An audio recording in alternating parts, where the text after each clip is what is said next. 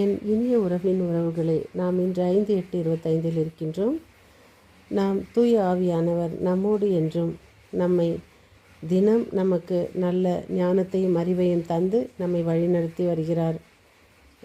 அன்னை மரியா நம்மை அன்புடன் அரவணைத்து நமக்காக இறைவனிடம் பரிந்துரைத்து நம் தேவைகளை சந்தித்து தினம் நம்மை அவரோடு இணைக்க நம்மோடு இருக்கின்றார். அன்னை மரியாவுக்காக நாமும் முடிந்த அளவு நாம் வணக்கம் செலுத்துவோம். இறைவனிடம் வர நாம் முயற்சி செய்வோம். நாம் தொடர்ந்து வாசித்து கொண்டு வருகிற சங்கீத தொடர்ச்சி 97 1, 2, 3. இன்றைய வாசகம் எண்ணிக்கை நூலிலிருந்து 12 1 13. இன்றைய தூய நற்செய்தி வாசகம் மத்தேயு 14 22 36. இன்றைய தூய நற்செய்தி வாசகத்தில்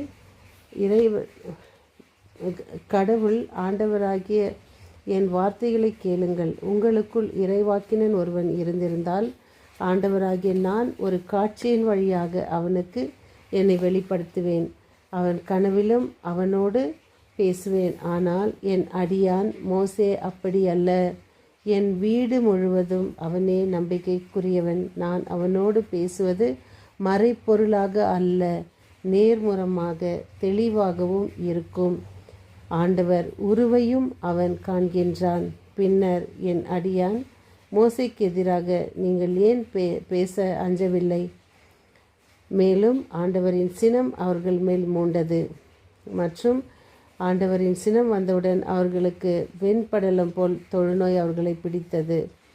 இதை கண்ட ஆரோன் மோசே பக்கம் திரும்பி, என் தலைவரே, அறிவீனமாக செய்த பாவத்தை எங்கள் மேல் வரவிடாதையும், தாயின் வயிற்றிலிருந்து செத்து பிறந்த அரைக்குறை குழந்தை போன்று இவள் ஆகாதிருக்கட்டும் என்றார். ஆண்டவரின் முறையிட்டு கடவுள் இவர்களை குணமாக்கினார். மோசே ஆண்டவரிடம் முறையிட்டு இவர்களுக்காக மன்றாடினார். பின் அவர்கள் நோய் குணமாகியது. இன்றைய தூய நற்செய்தி வாசகத்தில் இயேசு படகில் ஏறி அவர்களிடம் செல்லும்போது ஐயோ பேய் என்று அஞ்சுகிறார்கள். ஆனால் ஆண்டவர் அஞ்சாதீர்கள், ஏன் நான் உங்களோடு துணிவோடு இருங்கள் என்கிறார். ஆண்டவரே, நீர்தாமே என்றால் நானும் உம்மிடம் வர என்று பேதுரு ஒவ்வொரு முறையும் பேதுருவினுடைய பதிலும் கேள்வியும் ஆண்டவரிடம் வித்தியாசமாக இருக்கும். பாருங்கள், மூன்று பேரோடு அந்த மலைக்கு செல்லும் பொழுது ஆண்டவர் பேதுருக்கு மட்டும் அந்த ஒரு ஞானத்தையும் தெளிவும் இருந்தது. அவர் அங்கு அவர்களை கண்டது, நாம் இங்கே கூடாரம் அமைத்து கொள்ளலாம், உமக்கொன்றும் எமக்கொன்றும் என்று, மோசைக்கொன்றும் என்று, அப்பொழுது எலியாவுக்கொன்றும் மோசையொன்றும் உங்களுக்கொன்றும் என்று சொல்லும் பொழுது ஆண்டவர் அவருக்கு அப்பாலை போ சாத்தானே என்கிறார். அதே போல் இங்கு ஆண்டவர் நடந்தார் என்றும் அவர் நானும் நடக்க ஆசைப்படுகிறேன் என்கிறார். அதே போல் வா என்று கையை கொடுக்கும் பொழுது காற்றடிக்கும் பொழுது அவர் அதில் மூழ்க ஆண்டவர் ஏன் அச்சம் கொள்கிறாய் என்று. இதான் நம் வாழ்க்கையில் ஆண்டவர் நம்மோடு இருக்கும் பொழுது, ஆண்டவர் நமக்கு கை கொடுக்கும் பொழுது நாம் அச்சத்தோடு மூழ்கி போகிறோம். இந்த இறை வார்த்தையில் ஆண்டவர் நம்மோடு இருக்கிறார், அவர் கையை நாம் பற்றி கொண்டு இருக்கிறோம் என்ற விசுவாசத்தோடு நாம் இருந்தால் ஆண்டவரிடமிருந்து நாம் விலக மாட்டோம். அறம் சார்ந்தவற்றை கட்டாயப்படுத்துவோம்.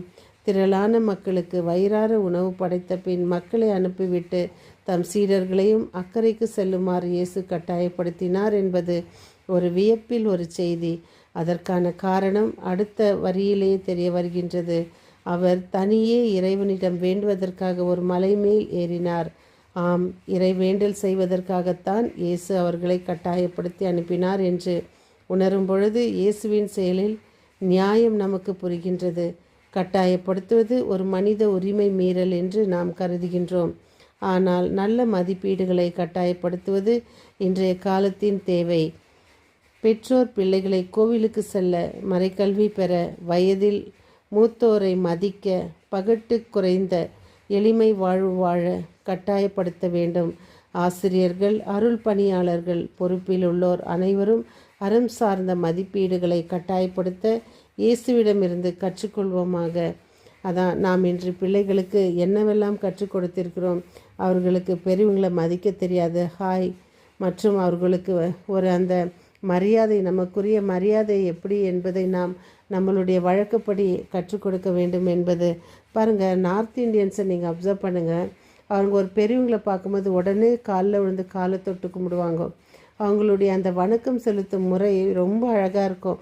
அவங்க எவ்வளோ பெரிய பணக்காரனாக இருக்கட்டும், எவ்வளோ பெரிய இல்லை ஒன்றுமே இல்லாதவங்களாக கூட இருக்கட்டும், அவங்களுடைய அந்த முதல் வணக்கமானது ஒருவர் காலில் விழுந்து பெரியவர்கள் காலில் விழுந்து சிறியவர்கள் வாங்குவது என்பது மிகப்பெரிய ஒரு நல்ல விஷயம்.